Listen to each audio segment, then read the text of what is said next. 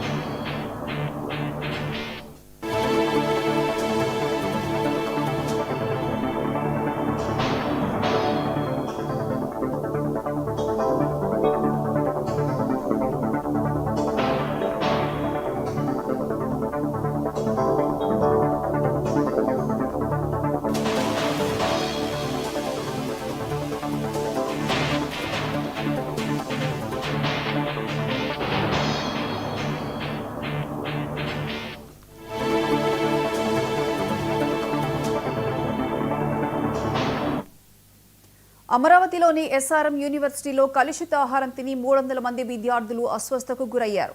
2 హాస్టళ్లకు చెందిన విద్యార్థులు కల్తీ ఆహారం తిన్నట్లుగా తెలుస్తోంది. ఈ ఘటన ఆదివారం జరగా ఆలస్యంగా వెలుగులోకి వచ్చింది.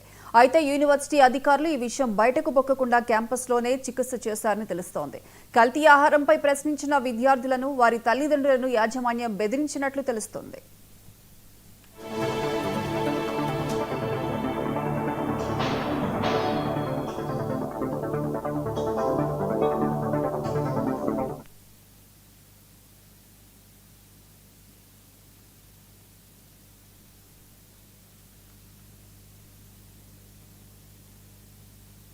ఇదే ఘటనకు సంబంధించి పూర్తి అప్డేట్స్ మా ప్రతినిధి కొండలరావు ఫోన్ లైన్ అందిస్తారు. కొండలరావు.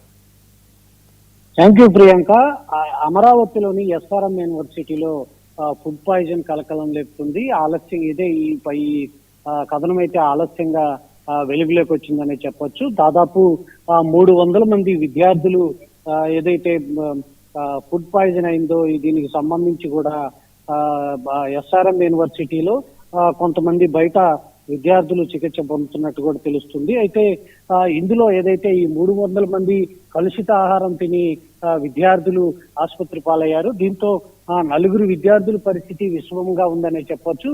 అయితే ఏదైతే ఆదివారం ఈ సంఘటన జరిగింది, ఈ సంఘటన జరిగినప్పటి నుంచి కాలేజీ యాజమాన్యం ఎక్కడా కూడా బయటికి రానివ్వకుండా పిల్లల్ని బెదిరించే ధోరణిలో కూడా ఉన్నట్టు తెలుస్తుంది. అయితే ఏదైతే పిల్లలు కలుషిత ఆహారం తిన్నారో ఈ పిల్లలందరూ కూడా ఏదైతే వార్డెన్ దగ్గరికి వెళ్ళి కంప్లైంట్ చేసిన నేపథ్యంలో మీకు ఈ ఫుడ్ కాకపోతే ఇంకే ఫుడ్ వస్తుంది, ఇలాంటి ఫుడ్డే మీకు పెడతామంటూ కూడా వార్డెన్ చెప్పిన నేపథ్యం కనపడుతుంది. పిల్లలు కూడా అదే చెప్తున్నారు. కొన్ని చోట్ల పిల్లలు మా దగ్గర డబ్బులు తీసుకుంటున్నారు, ఎందుకు మంచి భోజనం పెట్టరని వాదించిన నేపథ్యం కూడా మనం అందులో పిల్లలు యాజమాన్యంతో గొడవ పడుతున్న విషయం కావచ్చు.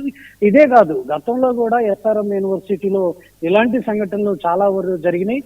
అప్పుడు కూడా ఏదో యాజమాన్యం పిల్లలు సరి చెప్పిన నేపథ్యంలో ఈసారి 300 మంది దాకా పిల్లలు అస్వస్థకు గురైన నేపథ్యంలో కొంతమంది పిల్లలకి సీరియస్ గా ఉన్న నేపథ్యంలో పిల్లలందరూ కూడా తల్లిదండ్రులకి సెల్ ఫోన్ ద్వారా సమాచారం అందించారు. తల్లిదండ్రులు కూడా వచ్చి యాజమాన్యాన్ని నిలదీసినప్పటికీ మీకు భోజనం ఇలాంటిదే పెడతాము, ఈ భోజనం కాకపోతే ఇంకే భోజనం వస్తువు అంటూ కూడా పిల్లల్ని బెదిరింపు ధోరణిలో పిల్లలకు కానీ అటు పేరెంట్స్ కూడా బెదిరించిన నేపథ్యంలో చేసేదేమి లేక విద్యార్థులు అక్కడి నుంచి తల్లిదండ్రులు కూడా వెళ్లిపోయిన నేపథ్యం. అదే ఇలాంటి గతంలో కూడా 2-3 సార్లు ఈ ఎస్ఆర్ఎం యూనివర్సిటీలో ఫుడ్ పాయిజన్ కి సంబంధించి జరిగినాయి. కొంతమంది ఎన్ఆర్ఐ హాస్పిటల్లో కూడా చికిత్స పొందుతున్న నేపథ్యం కనపడుతుంది.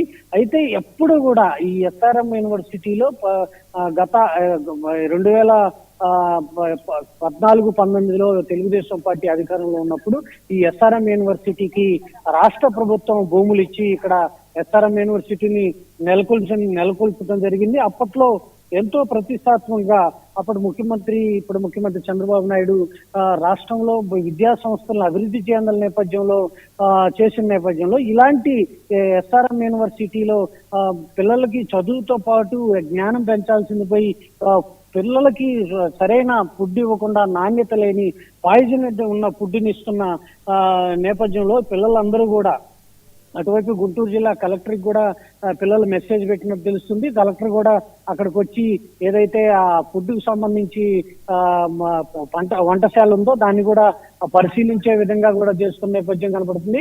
అయితే యాజమాన్యం ఏదైతే పిల్లల్ని కావచ్చు అటు పేరెంట్స్ ను కూడా బెదిరించిన నేపథ్యం చాలా దారుణంగా ఉందంటూ కూడా పేరెంట్స్ కొంతమంది పిల్లలు చెప్తున్నారు. ఎక్కడ కూడా ఏదైతే షూట్ చేయడానికి వెళ్ళిన మీడియా మీద కూడా యాజమాన్యం దౌర్జన్యానికి దిగుతుంది. మీడియాని ఎవరిని కూడా లోపలికి రానివ్వలేదు. మా దగ్గర ఇలాంటిదేమీ జరగలేదు అని బుకాయిస్తున్న నేపథ్యం ఉంది. అయితే పిల్లలందరూ కూడా మెసేజ్ల రూపంలో ఈ ఏదైతే ఫుడ్ పాయిజనింగ్ సంబంధించి ఐటమ్స్ అంటే అదంతా ఏమేమి తిన్నారు, ఆదివారం సాయంత్రం పూట చికెన్ తిన్నారు, అది కూడా నాణ్యత లేని చికెన్ తిన్నారు. మరోవైపు పప్పు, అరటిపండు ఇచ్చిన నేపథ్యం అరటిపండులో కూడా పురుగులు వచ్చిన పరిస్థితి ఉంది. ఇదంతా కూడా దారుణంగా ఉంది. డబ్బులు తీసుకుంటున్నారు, హాస్టల్ ఫీజులు కట్టించుకుంటున్నారు. అయినా యాజమాన్యం ఇంత దారుణంగా వ్యవహరిస్తుందని యాజమాన్యం తల్లిదండ్రులు వాపోతున్నారు. అయినా పిల్లల్ని బెదిరింపు ధోరణిలో మీరు చదువుకోవాలి కదా, 4 ఏళ్ళు ఇక్కడ ఉండి ఇలాంటివి చేస్తే మాత్రం మీరు దారుణంగా మోసపోతారంటూ మిమ్మల్ని విద్యాస్తామంటూ కూడా యాజమాన్యం బెదిరిస్తుంది. తల్లిదండ్రులు చేసేదేమి లేక పిల్లలు చదువులు ముఖ్యం అని చెప్పి అక్కడి నుంచి వెళ్ళిపోయిన పరిస్థితి అయితే కనపడుతుంది. ఏదైతే ఇప్పుడు ఈ ఎపిసోడ్ అంతా కూడా దాదాపు 300 మంది అస్వస్థకు గురైనారు. కొంతమంది ఎస్ఆర్ఎం దగ్గరే వాళ్ళ హాస్పిటల్లోనే కొంతమంది చికిత్స పొందుతున్నారు, కొంతమంది బయటకు వెళ్ళి చికిత్స పొందుతున్న నేపథ్యంలో ఈ రోజు కూడా కలెక్టర్ సేపట్లో అక్కడికి వస్తారని సమాచారం ఉంది. కలెక్టర్ వచ్చి ఈ ఎస్ఆర్ఎం కాలేజీ మీద ఎలాంటి చర్య తీసుకుంటారో చూడాల్సిన పరిస్థితి అయితే ఉంది. Priyanka. Right Kondalarao, thank you.